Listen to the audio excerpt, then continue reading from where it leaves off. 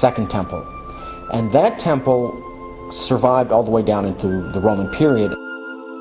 The repatriates canonized the official version of the Pentateuch, the first 5 of the sacred books that would constitute the Hebrew Bible.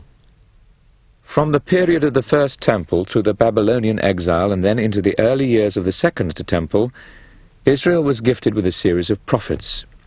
The utterances of 15 of these prophets were gathered with some historical writings to produce a second collection of Jewish scripture, which was added to the Pentateuch. Eventually, there was a third section, known as the Hagiographa, which was a collection of additional literary and historical writings.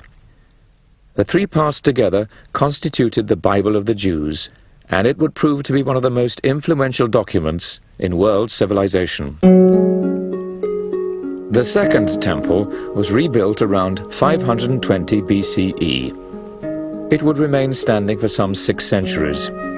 For most of this period, the Jews did not enjoy full sovereignty. And so they lived from 516 before the Common Era until the destruction of the Second Temple in 70 of the Common Era in that land, though never or rarely in total freedom, because one empire after another conquered that area.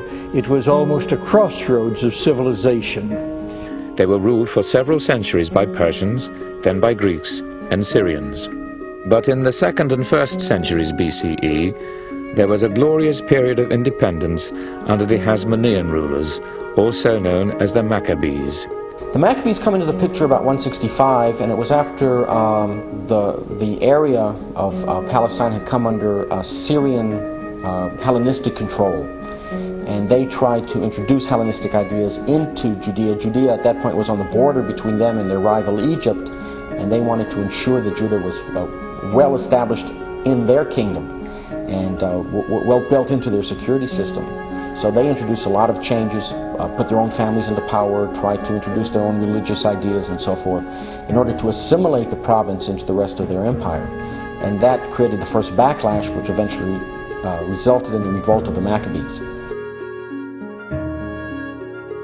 This was to be the last period of full freedom for the Jews for over 2,000 years. It ended when the Romans conquered Judea in 63 BCE. The last century of this Second Temple period was marked by intensive unrest among the Jews, which was coupled with hope for the arrival of a Messiah who would restore the glory of the Jewish people.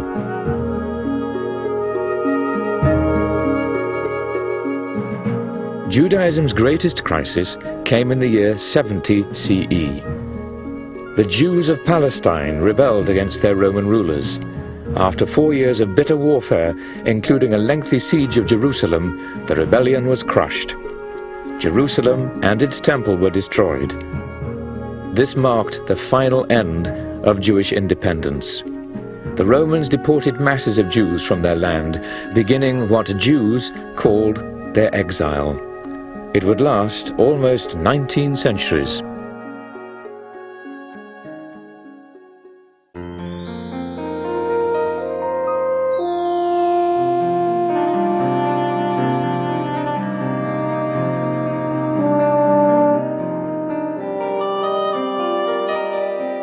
The Roman response to the rebellion that finally led to the destruction of the temple was devastating to the population in the land of Israel.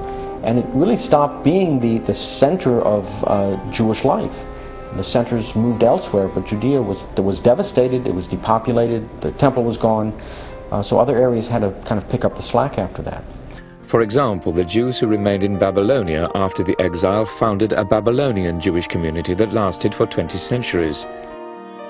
The Jews managed to maintain a sense of community in Sur and Pumbeditha in Babylon, in Alexandria in Egypt, in Rome, in Greece. There were Jewish communities that set themselves apart from the larger community so that they could live by their own laws and follow their own traditions. Instead of being temple-centered, Judaism now became synagogue-centered. For centuries, Jews had endeavored to visit the Jerusalem temple as often as possible on one of the pilgrimage festivals, Passover, Pentecost, and Tabernacles. But this had become increasingly difficult as the Jewish diaspora extended. There was a need for a local outlet for communal worship, and out of this developed the synagogue. The synagogue was a revolutionary concept at a time when pagan temples were perceived to be the deity's physical place of residence, when worship was expressed through sacrifice, and shrines were accessible only to the priestly caste. Apart from the law dictated to Moses on Sinai, God had given Moses further oral instructions. These were handed down by word of mouth from generation to generation, and they were continually expanded, so that by the 1st century CE, this oral tradition had reached enormous proportions. Well, the first piece of rabbinic literature we have, the earliest, is the Mishnah, was probably edited between 200 and 250 of the Common Era, and is the first attempt to explain how to use the Bible and the laws and the rules of the Bible in everyday life in the Roman world. The next important compilation was the Talmud. The Talmud was put in the form that we now have it probably around 550 or 600 of the Common Era, so about 400 years after the Mishnah. And it's a series of discussions, cases, precedents of how to interpret and how to apply Mishnah's understanding of biblical law to the new situations. The Talmud is a massive work of some 3 million words. It is a complete library comprising a vast and detailed code covering the entire gamut of religious and civil life. Interspersed is lighter narrative material, including anecdotes and legends. This doesn't seem to have any religious overtones. It's stuff of law school stuff.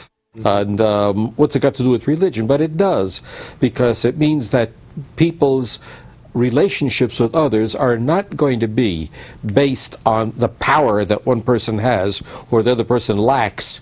Instead, they're going to be based on a principle of what is right and what is wrong, as enunciated in the rest of the Bible, all coming roughly under "thou shalt not steal. If it's not yours, leave it alone." And it has been through the Torah, through the Talmud, and through our prayer book that the Jewish community, wherever they have been, have managed to survive as a community. By the early centuries CE, the Jewish dispersion had reached Arabia in the south, Armenia and Persia to the east, and the Atlantic Ocean to the west.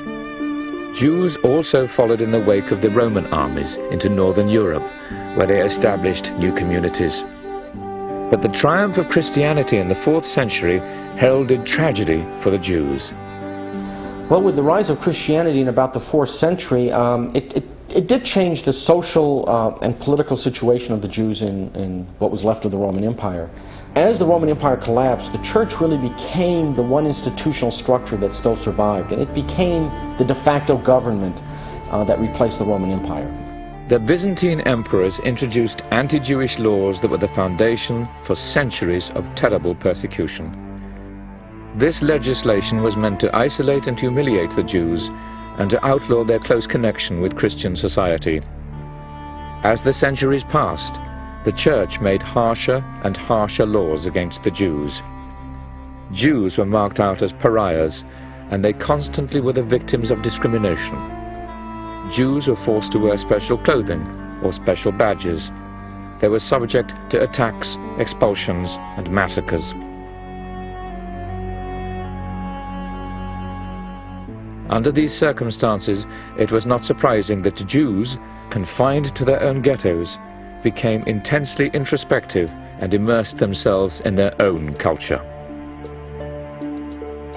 But there were exceptions in certain places and times. Jews also participated in the Italian Renaissance with contributions in science, literature, philosophy, music, and even dance. Yet overall, the persecutions continued.